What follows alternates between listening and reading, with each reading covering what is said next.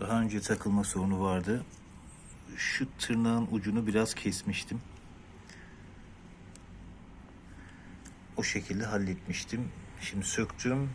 Yeniden toparlıyorum.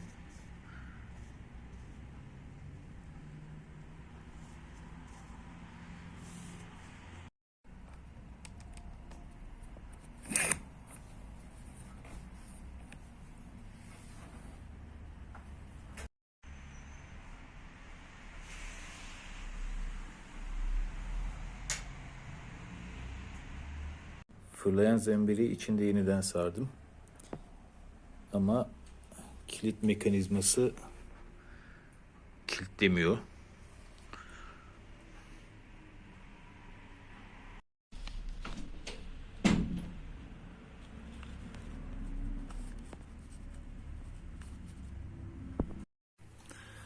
Evet, mekanizmayı sardık.